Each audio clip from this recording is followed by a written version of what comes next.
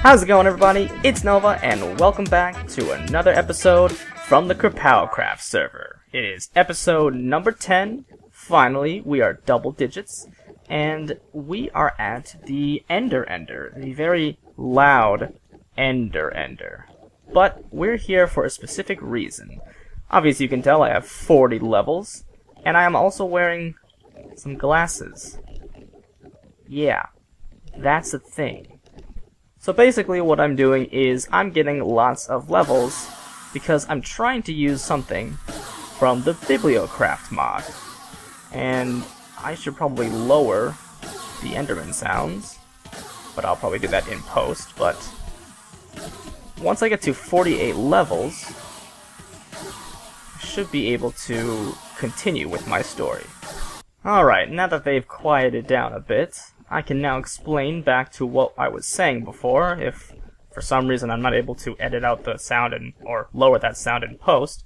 Basically, this right here is the printing press from KerPOWcraft, and this right here is the typesetting table. Now, with these two little machines, you can actually duplicate enchanted books. You can actually duplicate any book, but mainly we're going to use this for enchanted books. In my inventory, I have a mending book, and if we place this on here, the typesetting table, and by the way, the reason why I'm getting these words right here is because I'm wearing these glasses, which are the reading glasses. They're also part of KerPOWcraft that just allows you to access different words somehow. The directions on each machine, I'm guessing. So, as you can tell, it says, requires 48 levels. Now what could that possibly mean? Well, I just explained it. Here is a printing press chase. And if we put that on there, like that, and then I think we shift, or right click, or select a book. Okay, this is the book I want to select. Oh, you shift click the book. Okay.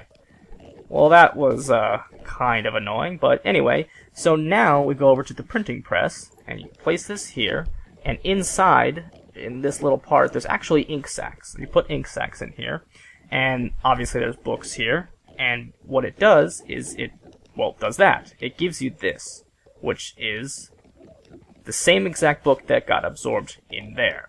And it actually gives you 2 of them. But that's per every 48 levels. Now, I have 3 of them. All in all, not really sure that that's a good trade. I mean, it would be nice. I do have, if I had a lot of time, I could definitely just, stand here and do that. But I'm pretty sure that we get mending books a lot quicker via the fish farm. So now that we're back, this is the area that we worked on last episode. The Pam's Harvest Craft room. And yeah, I have been a little bit busy working on some farming. I should probably do a little harvest right now. So what I have planned for today's episode is not a lot, or at least not a big project. I have a couple of big projects that I want to work on, but I have a bunch of other smaller things that kind of go on in the background that I really wanted to share and show off with you guys because, I mean, wow, it's just fun. Like, it's just about being fun. And it's little minor changes. And, I mean, this is episode number 10. And I was thinking that maybe what we could try to do is do 10 things in one episode. And that would be our episode number 10. I mean, that's just great on its own. I mean, it's like a record or something, like a world record kind of thing. I mean, it's not really a world record. I'm sure that there's someone else who's done more, but for KerPOWcraft, for the world of KerPOW, this server, it's probably going to be a world record. I don't actually know if I have 10 things that I'm going to be doing, but I'm going to try my best. So the first thing that we did was go to the end to kill some Endermen, get some levels, and duplicate some mending books so that we have more mending books. So that's number 1. The next thing I wanted to do, we need the Fortune 3 pickaxe for this. And at the end, there are, I'm sure you guys saw, there are a few drawers that collect all the ender pearls and all of the other drops, like these bags right here. And we got a lot from that Enderman session, so what I want to do is I want to break open all these ore bags and just see what types of ores we get. So, without further ado, let's get this started. Okay, so emerald, gold, iron, diamond. That's a nice time. Alright, lapis, nether quartz, nether gold. We're going to keep going. Wow. Alright, we're getting a lot of stuff. And this is a nice alternative to going down in the mines and mining for this stuff because, well, yeah, it can become quite hassle. So, we're just going to set all this stuff up, and we are going to mine it with the Fortune 3 pickaxe, and you guys can go and pause the video right now and write a little comment in the comment section below to see how much of each of these resources we're going to get. That's redstone, iron, gold, coal, emeralds, lapis lazuli, all of the great ores that you know and love from your favorite game, Minecraft. Well, here's our haul, and as for coal, I don't actually remember how much coal I had already, so whatever we got from that merged with whatever I had. So you guys can probably figure out how much coal I had, or I can look back in the video, but we got 29 diamonds, we got 10 iron clusters, 37 gold clusters, we got 6 nether quartz. Wow, that means we only got like 2 for each of the nether quartz. That's bad. We got 19 redstone, we got 14 emeralds, and the winner is lapis lazuli at a stack in 10. That is a lot. Whew. The third thing that I wanted to do today was show off all of the different shulker boxes that I have acquired and what goes in them. Now, this might count kind of not as one of the things we're doing today, but I have made a few other shulker boxes, as you guys previously saw. So at the moment we have 6 of them, and don't worry, we're getting more, but these are just kind of the main necessities that I'm looking for, and then, you know, we'll have a few of them for like decorative purposes, like for decorative blocks, but for now we have the rocket box, which stores all of these rockets, flight duration 3 rockets, I might add. We have the red box, which is our redstone box, and at the moment it doesn't have that much stuff in it, but we at least have a few things in it. I mean, we even have rails that I might put in a totally different box, but for now, they fit under redstone. And we have the ender box, which, as you guessed it, stores ender pearls. And here we have the war box, and I was actually just recently putting on some more mending books to my backup set of armor, so we should have a backup set of armor that at least has the mending ability on it.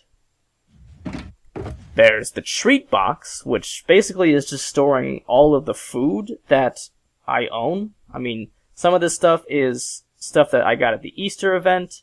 I think I was given the foot-long sub by Tolbert of Philantis, possibly. I don't remember. I got some Ember Premium Ale, definitely from the Whapow, I think. And I think the Meat Feast Pizza was also from Tolbert. And if I got that wrong, I am so sorry, but thank you to whoever gave me these awesome foods, because now I will never go hungry.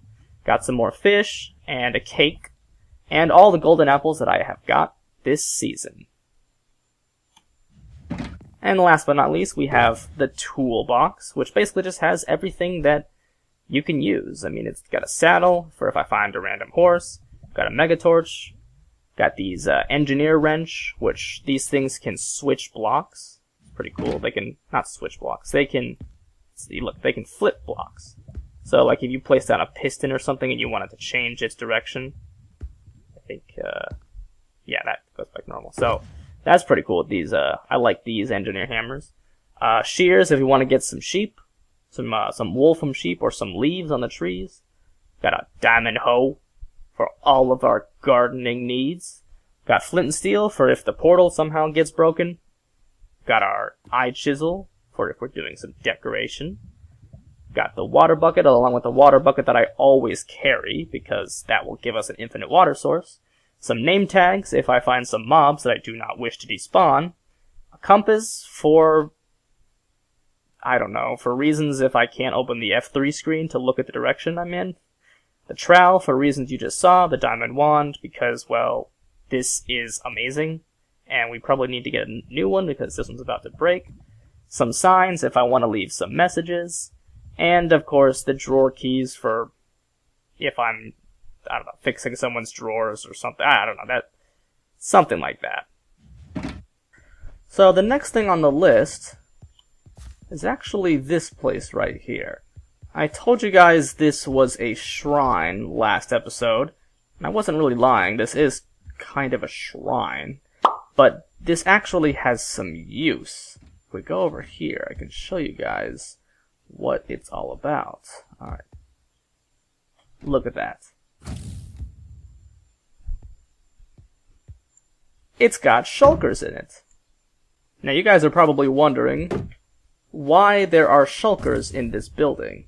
People last episode probably spoiled what this is, but thanks to the cork mod, let me get away from these guys, thanks to the cork mod, endermites now burrow into purpur blocks, similar to like how silverfish burrow into stone, and when that happens, the endermite ends up becoming a shulker. So how this room works is basically, I go down into here, and obviously this, if I were to go fall down into there, no mobs can get back up, I can't jump back up there. But I basically just throw around a bunch of ender pearls until an endermite comes out, and I have some name tags over here, right? This just says subscribe, and I take the name tag and I quickly name the endermite, and then go up the ladder, what I can demonstrate. Oh, yeah, well, okay, now I'm levitating, but whee. So I use the ladders to escape. Actually, I also use the ladders to like stay on while I nickname the endermite, because endermites despawn very quickly unless they're name tagged. And then I just do some waiting, and after a random amount of time, it seems, they will become shulkers. And then I get to kill them and get some shulker shells. Although sometimes it's just kind of nice to have them here like they're pets, you know. And also it's somewhat of a funny thing when someone comes to visit my base and they look in here and they get really scared. Yeah, that's always a fun surprise. The next thing that I want to do is actually go back to the end, but we're not going to be visiting the Ender.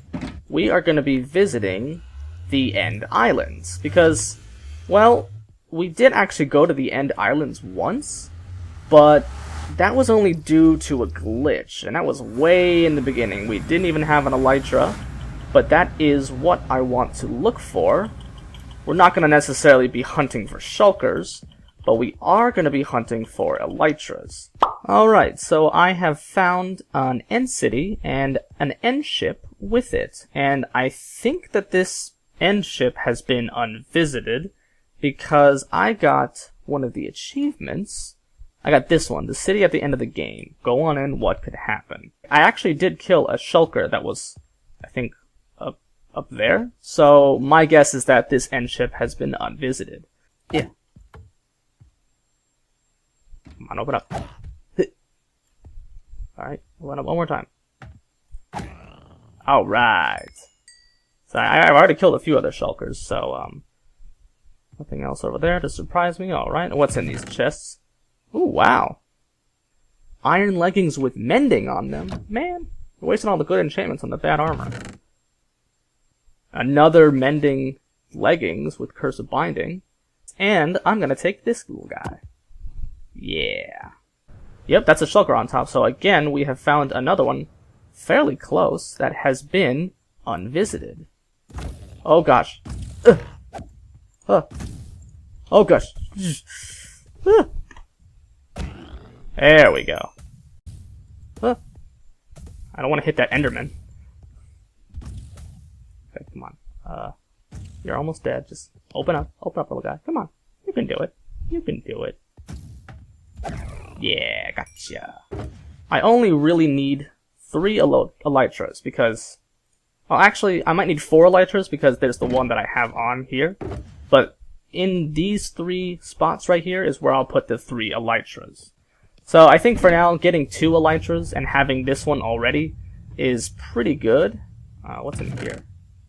Ooh, Heart of Gold potions. I'm not actually sure what that does. Got some emeralds, some boots. Okay, so I have just been through an ordeal. This was definitely not planned, but I died. Yeah, I still have no idea exactly how I died. I kind of just made this, area to fortify myself so I could rearrange my messy inventory.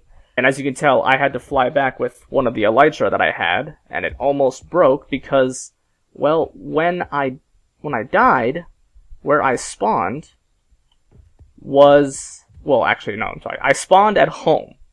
Then I came in through the end, and when I came in through the end, it glitched again, like it did last time. So I was like, okay, well, I'm on an end island, so I'm probably closer to my stuff than if I was on the main end island.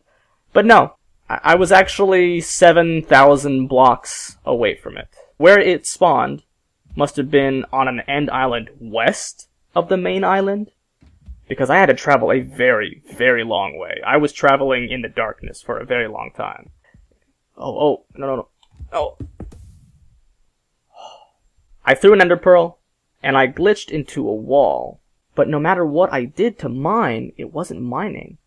So I must have been mining that little corner right there, because I came back and I had 3 purple blocks. But that doesn't make any sense, because I was definitely mining up or down or something. I should have been... I don't know. Either way, somehow it killed me.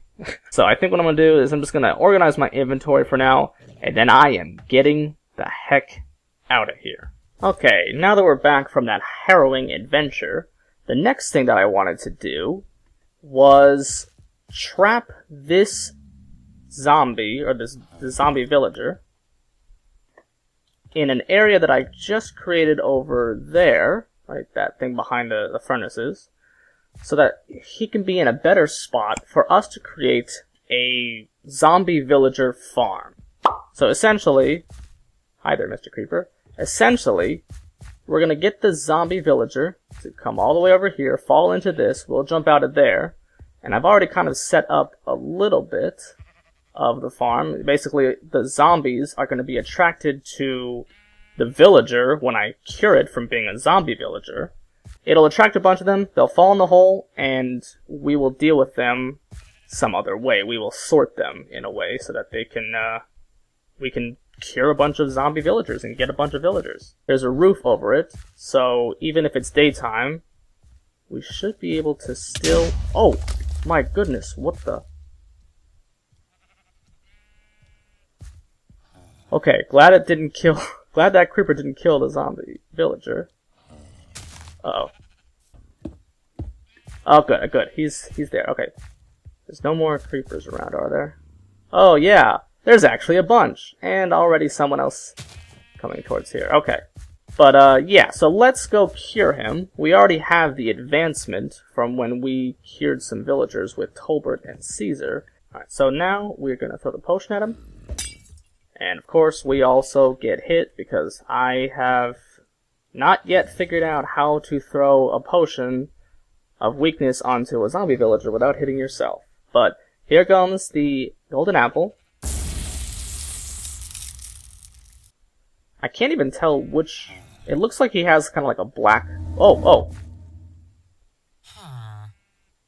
He does keep his name! Now no one will ever know why his name is Goldie. I really hope that these zombies don't just jump over here. Maybe I should make this wider, but that's okay. If he ends up getting turned into a zombie, we can heal him again, or if he dies, we can just go get another one. Because we have another one over there. by the mob farm. So the next thing that I wanted to do was organize this storage system. Now I have some signs right here, and I'm basically going to just try and put up some signs above it that will show off which, like this should be precious items, This one could be like the Nether/End dimension stuff that I get from there. Obviously this one is food, so it's gonna be, I'm gonna place it back over where it needs to be. Alright, well now that looks a bit better. We got a bunch of wood stuff here, and the saplings, even boats and fences and stuff like that. We got the nether stuff here, and the end stuff here. Over here we have the utilities. I mean, bone meal is definitely a utility. Utilities are things that you can use, like chests, hoppers, ladders. Anyway, so here we have the stone. We have the 3 stones besides cobblestone that you can find underground, or stone. We have gravel. We got some of the stone, like the stone brick and slab stair variants. Over here, it's supposed to be like dirt, sand, wool, concrete, clay. It ended up kind of being a little bit more because we obviously need to put glass next to sand. And a bunch of other stuff like bricks and cocoa beans and flint. Here's all the mob drops. Hasn't really changed too much except we took the magic powder. And over here is where we have really gotten into things a lot better. We now have these compacting drawers, so if you can see we have either 174 diamonds or 19 diamond blocks. So that's the entire storage system pretty much mostly done. I mean, at some point, once more rooms start popping up, we will take the storage into those rooms and we'll have even more storage space in the main storage area, and we can place some other stuff. But anyways, we are going to head off to the next thing on the list. We're here to kind of fix up the end. And to do that, we have this right here. This is the design that's already been made for the end, and it's a really nice design. It's chiseled obsidian and chiseled purple Tyrian. Okay, cool. So we're going to chisel this so it looks nice, obviously. One of the reasons why I am doing this is because I spend a lot of time going back and forth between, the Ender, and also sometimes visiting the End Islands as well. And every time I come back here, I kind of just, I have to keep jumping up here or whatever, and that's why I brought the purpur block, so we can make some purpur stairs. Alright, so we have finished up with the sprucing of the Ender and the rest of the end. There's a crafting table right here because there was a crafting table here at some point. So, I mean, the wall was basically just continued with Tyrian, and the ceiling is just end stone brick. And we have some purpur stairs because, well, it's kind of annoying to jump, all the time. Nice to have little stairs to keep on going. And as we go, continue the same pattern, the Tyrian floor. And I even made little doors to go outside here if anyone needs it. And here, right over here, goes off, to the End Island portal. And finally, we are here at the home portal. So, yeah. That's pretty much the end done for now. I'll come back and do some, some fixing up a little bit later, but let's get on to the next thing. Alright, so the next thing that I wanted to do was I wanted to work a little bit on the Nether Bridge. And that's mainly because I am sick and tired of running across this thing, getting destroyed by ghasts and blazes and falling off of it, and, that's kind of dangerous right over there. I don't really know how many other pools of lava are right under this bridge. But first things first, we have in our inventory a bunch of diamond wands. We're going to make the floors thicker. So we're just going to basically go underneath it and make it thicker so that if I were to mine a block, it's not like, oh no, that's basically a hole that I could fall into, and there's nothing really under me now. But if there is lava under me, then that is not good. Alright, so now that this is done, look at that, I've widened this tunnel, and if I can get over here safely, those blazes are gone, widening this path over here, Alright. Now what we're going to do is we are going to make the wall and the ceiling of the nether tunnel. And yeah, it's probably going to go from being like a 3 long path to like a 5 long path. I don't know. It's just because the portal looks really nice when you're walking towards it like this. Before, it didn't really look that great. You can see only like part of it. Ooh, there's a wraith. Yeah. You can stay over down there. And same with you, Magma Cube. You are not going to hit me off. There's a floating Magma Cube over there. Wow. That's, yeah, have fun with your slow descent into that lava pool right there. I guess that doesn't really matter because you're made of magma. So, that is the nether tunnel, fully walled in. And I could show it off to you guys by running around in my boots of blinding speed. Although it'll blind me, but that's fine.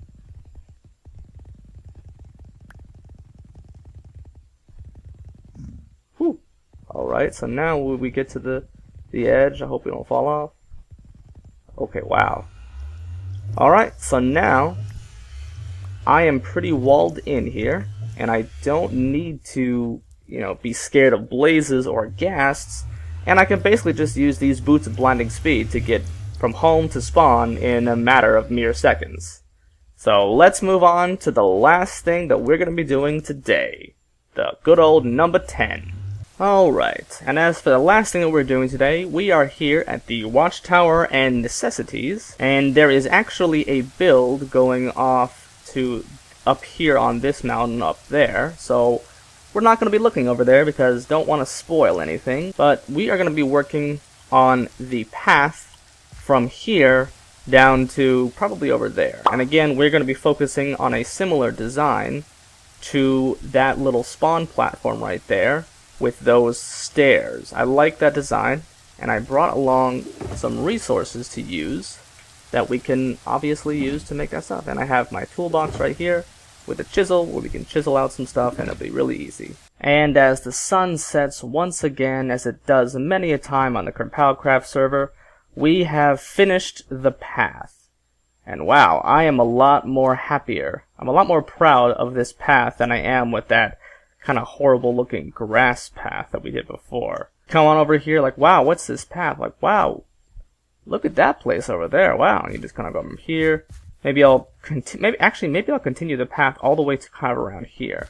Yeah, it looks a little bit better. It kind of looks a little bit like it's too thick. Maybe, I mean, I don't know. This looks pretty decent. I think for this, for now, it's pretty good.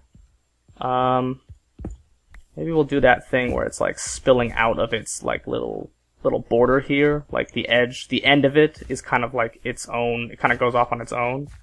So we take this and we change that. So we actually did it. We did 10 things in one episode. And I cannot believe that we actually fit all the stuff in there. I'm sure a lot of it, I couldn't really show all of it, and how I was building it all, mainly because I was trying to fit a ton of things into one episode. So if they're a little bit shorter than they are usually, that's because these were kind of supposed to be small projects that normally wouldn't fit in a video where I would be focusing on a bigger project. So that's why, it was kind of a little bit shorter for all of the different parts. But since it's my 10th episode, I figured, why not? Put 10 things in it. So, with all that being said, this is the end of the episode. If you like what you watch, click that like button. And if you want to see more, definitely subscribe. See you guys in the next episode.